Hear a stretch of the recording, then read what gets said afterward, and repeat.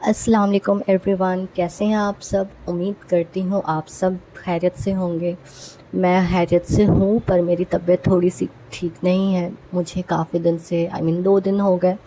2 दिन से मुझे खांसी और सर्दी है। मेरी आवाज़ से आपको शायद लग रहा होगा मेरी आवाज़ थोड़ी सी बैठी हुई है। तो खुशामदीद आपका मेरे चैनल में और मेरे व्लॉग में। तो आज सुबह मैं जब उठी तो मैंने देखा कि मौसम काफ़ी ज़्यादा अच्छा था। और बाहर देखिए, धूप था, हल्की धूप थी और बादल थे और साथ ही हवा चल रही थी। तो बहुत हल्की हल्की धूप थी, देखिए बहुत लाइट धूप है, कड़ी धूप नहीं थी। और सुबह के वक्त ऐसा मौसम देखकर दिल बहुत अच्छा लग रहा था, खुश हो गया था दिल। क्योंकि काफ़ी दिन से बादल बादल थे, धूप भी नहीं दिख रहा था और सिर्फ बारिश हो रही थी। तो ऐसा मौसम ना अच्छा नहीं लगता, मन नहीं लगता ऐसे मौसम में, सिर्फ मानसून हो और धूप नहीं दिखे। धूप होती है ना तो अच्छा लगता है, पता नहीं मन को बहुत अच्छा लगता है। मन ताज़ा लगता है, क्योंकि जब धूप ना होना तो अजीब सा लगता, और बहुत ज़्यादा धूप हो तो भी इंसान परेशान होता है। तो कोई भी चीज़ एक्सेस ना हो। तो देखिए बादल था और फिर हवा चल रही थी, हवा के साथ थोड़ी धूल भी थी, इसलिए मैंने खिड़की को बंद कर दिया। और ये खिड़की ऐसा है ना, जो ट्रेन का एसी होता है ना, एसी में जो लगा होता है कांच, ये वैसा ही है। धूप बहुत कम आती है अंदर, मतलब ये बहुत ऑब्ज़र्व कर लेता है और बहुत कम धूप की रोशनी को और हीट को अंदर भेजता है। बहुत हल्का, मतलब रूम बहुत कम हीट होता है, ज़्यादा हीट नहीं होता। तो बहुत अच्छा है ये ग्लास। उसके बाद फिर सुबह उठकर मैं नाश्ता वगैरह कर ली थी और नाश्ता करके मैं जा रही थी मेडिसिन लेने। तो जितनी भी मदर्स हैं ना, उनको सप्लीमेंट लेना चाहिए, आयरन का, कैल्शियम और विटामिन डी का लेना चाहिए, बहुत ज़रूरी होता है। क्योंकि मदर बनने के बाद क्या होता है ना कि आपकी हड्डियाँ बहुत कमज़ोर हो जाती है, और जिस वजह से बहुत सारी परेशानी, बहुत सारी प्रॉब्लम्स होते हैं एज होने पर। तो कम से कम आपको जब आप मदर बनते हो तो 1 साल तक तो आपको लेना ही चाहिए सप्लीमेंट। तो मुझे याद नहीं रहता सप्लीमेंट लेना, मुझे बहुत ज़्यादा कभी कभी डांट भी पड़ती है मम्मी से कि तुम सिर्फ ले आती हो और खाती नहीं हो। तो मुझे याद आया था आज, तो मैंने सोचा चलो ले लूँ। देखिए calcium and vitamin D Cipla company का बहुत अच्छा है, और शैलकैल का भी बहुत अच्छा होता है। तो ये बहुत ज़्यादा अच्छा पावर का है।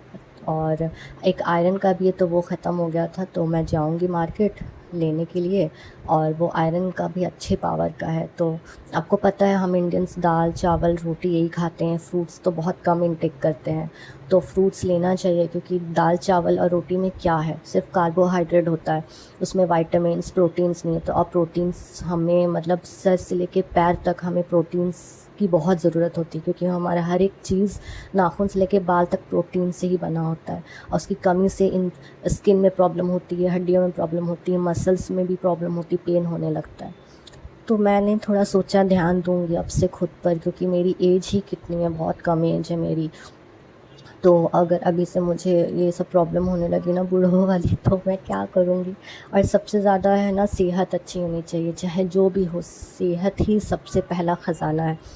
देखिए यहाँ पर आलू मम्मी रखी थी, क्योंकि वो बिरयानी बनाने वाली थी और मेरी तबीयत ठीक नहीं थी। तो मैंने किचन में देखा कि क्या हो रहा है, देखा मम्मी बिरयानी बनाने के लिए सब तैयारी करके रखी थी। ये प्याज है, प्याज को लाल करके निकाल ली थी बिरयानी में ऊपर से रख डालने के लिए। और ये मसाला मम्मी रखी थी बना के, क्योंकि पुलाव जब होता है तो उसमें डाला जाते हैं। और ये है सिंधी बिरयानी मसाला, बाहर का है ये भी बहुत अच्छा है बिरयानी मसाला।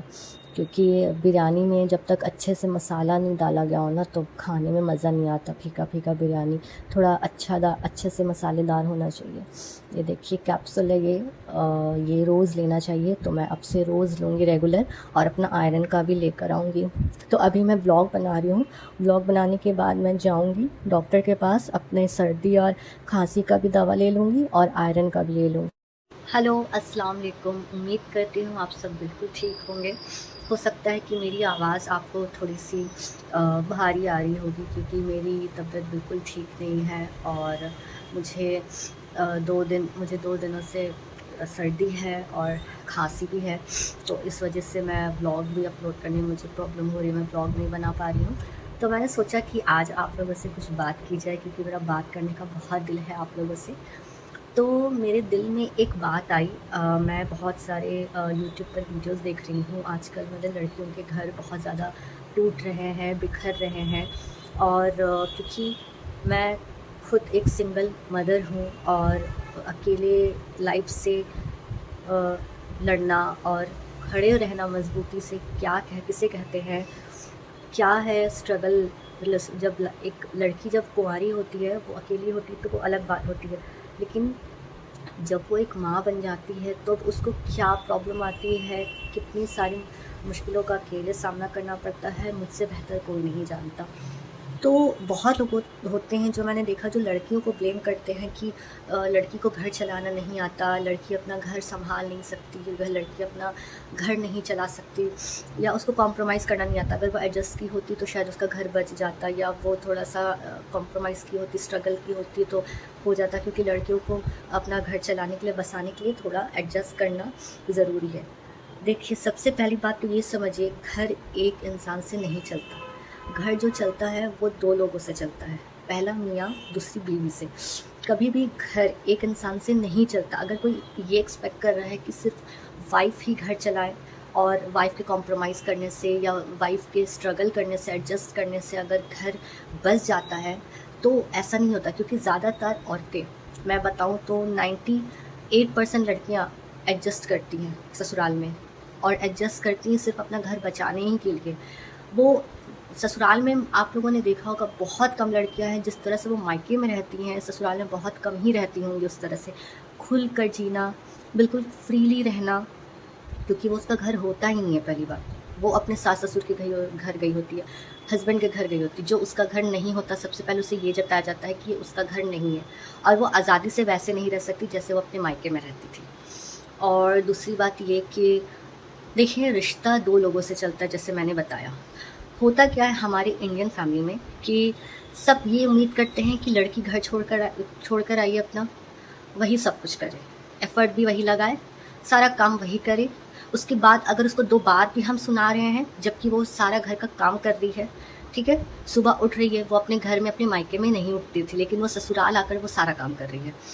वो मायके अपना छोड़कर ससुराल आ रही है, तो वो सारा काम भी करे, ताने भी बर्दाश्त करे, और ताना देने के बाद, दो बात सुनाने के बाद वो कुछ बोले भी नहीं, वो उफ भी ना करे। मतलब अगर आप उसको तकलीफ़ दे रहे हो तो उस तकलीफ़ से उसका आ भी ना निकले मुँह से।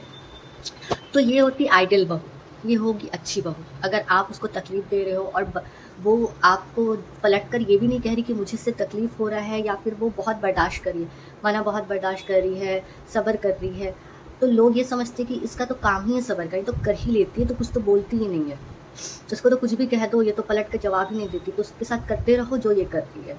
लोग ये सोचते हैं। तो सबसे पहला जो अहम किरदार है ना, यहाँ शौहर का आता है। क्योंकि आप उसको अपने घर लेकर जा रहे हो। जैसे आपके घर कोई मेहमान आता है, तो आप उस मेहमान का आवभगत करते हो, अच्छे से वेलकम करते हैं। आप अपने घर बुलाकर देखते हो, उसको कोई प्रॉब्लम ना हो, कोई तकलीफ़ ना हो, किसी चीज़ की कोई कमी ना हो।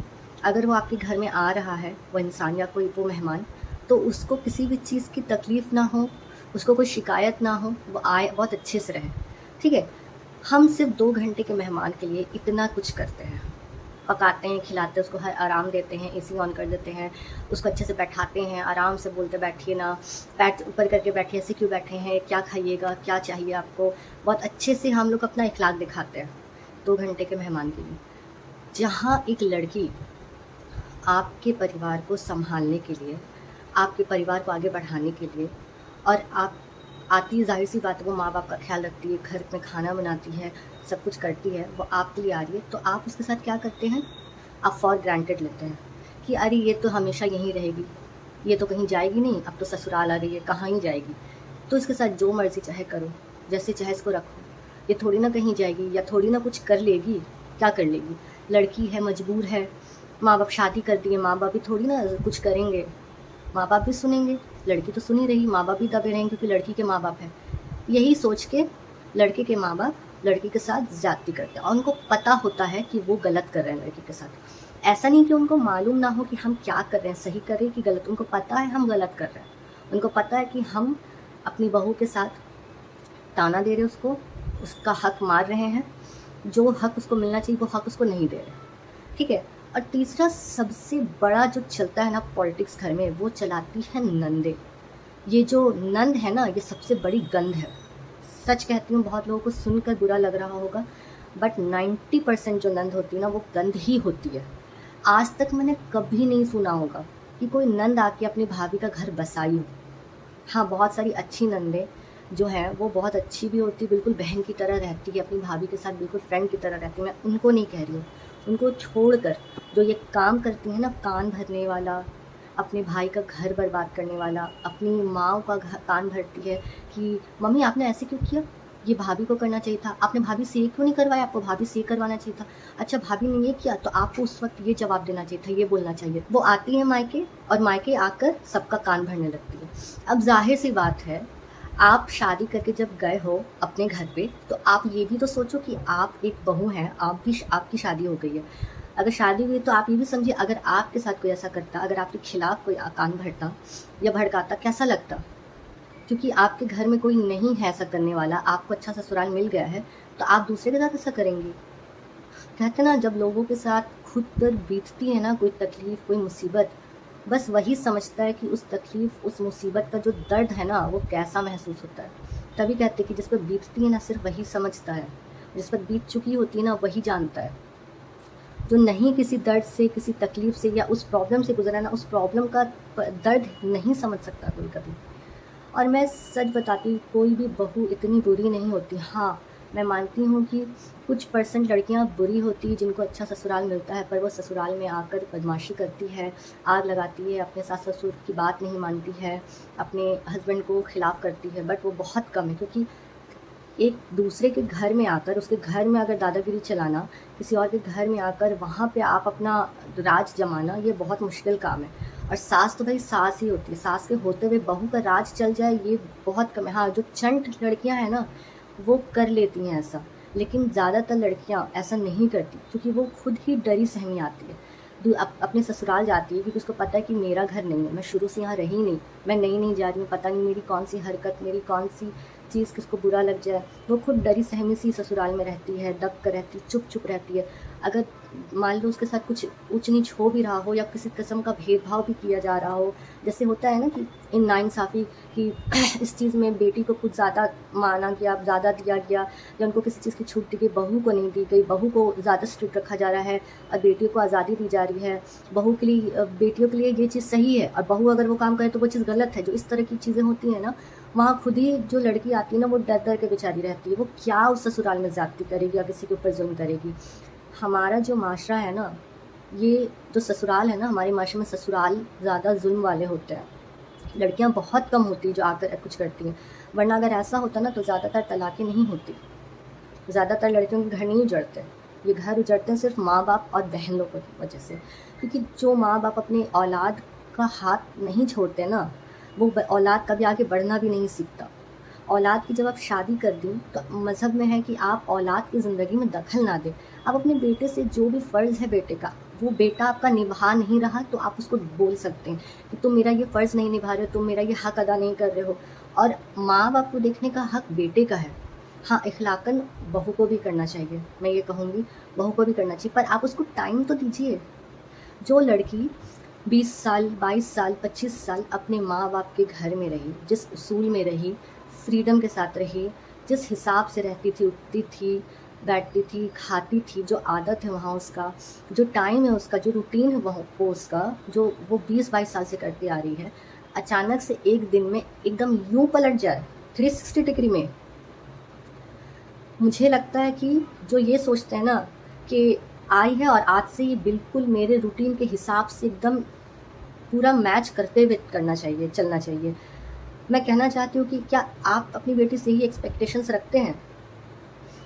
उस लड़की को टाइम देना चाहिए। कोई भी इंसान ना किसी के भी घर में एडजस्ट होने में ना कम से कम 6 महीने से 1 साल लगाता है, और 6 महीने से 1 साल देने के बाद उसको आदत होता है, धीरे धीरे वो एडजस्ट करती है। उसके बाद धीरे धीरे उस चीज़ को अडेप्ट करती है, आपकी रूटीन को, वहाँ के माहौल को, क्योंकि तो उसको वहाँ दिल भी नहीं लगता। जो जाती हैं अपना घर छोड़कर किसी और के घर में, अगर आपको एक ही दिन के लिए बोल दिया जाए रहने के लिए, आपका दिल ही नहीं लगेगा।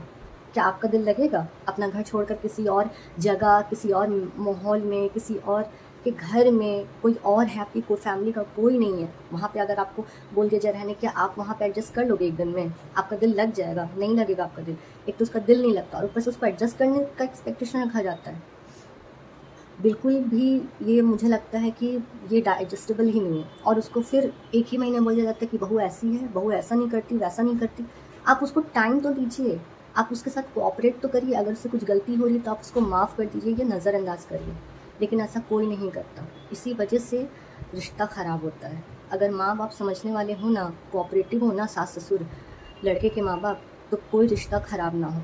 लेकिन आजकल के ना सास ससुर समझदार नहीं होते, वो बस एक्सपेक्टेशन लेकर लड़की को लाते हैं कि इसको हम इस चीज़ के लिए ला रहे हैं और ये A to Z अगले दिन ही, शादी होते अगले दिन ही मेरे घर आइए, बस टाइम के साथ, टाइम टेबल के हिसाब से उसी टाइम पे उठे, बैठे, खाए, जो बनता है एकदम वही बनाए, और जैसा मैं बनाती हूँ बिल्कुल वही खाना बनाए, और जो है एकदम बिल्कुल वही करे। ये नहीं समझती कि मेरी बेटी जैसी है, ये भी अपने घर में लाड प्यार से रहती होगी, लेकिन मैं अपने घर में ला रही हूँ तो उसको भी थोड़ा छूट दूँ, धीरे धीरे धीरे धीरे करके ये खुद ही सब संभाल लेगी। आदत जब हो जाती है इंसान को तो इंसान सब कर लेता है, लेकिन उसको टाइम दिया जाता है।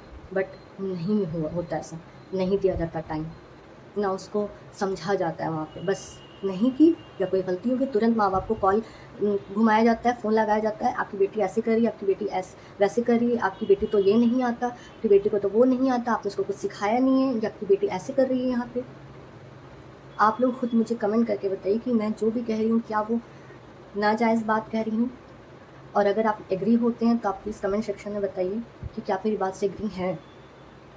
और अगली व्लॉग में मैं आपसे ये शेयर करूँगी कि किस टाइप के लड़के से कभी शादी नहीं करनी चाहिए। मेरा ये पर्सनल एक्सपीरियंस है। हो सकता है कि कुछ लोगों को इससे कुछ लोग इस चीज़ से मेरे एग्री ना हो, लेकिन मैं अपना लाइफ एक्सपीरियंस बताऊंगी कि ऐसे लड़के से ना कभी शादी नहीं करनी चाहिए।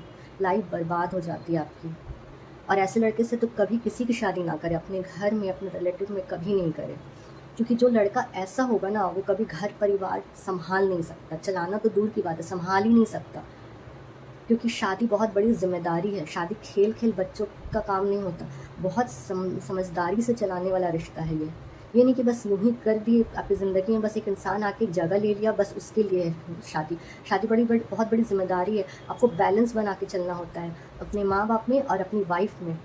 और ये किस तरह का इंसान जो होता है, जो नहीं कर सकता, जिससे नहीं चल सकता ये रिश्ता संभल के बैलेंस बना के, मैं आपको खुद बताऊंगी जो मेरे साथ मेरे लाइफ में पर्सनल एक्सपीरियंस मेरा हुआ है, जो मैंने अपने रिश्ते के, अपने शादी के 3 साल में मैंने जो एक्सपीरियंस किया, मैं वो आपसे शेयर करूंगी।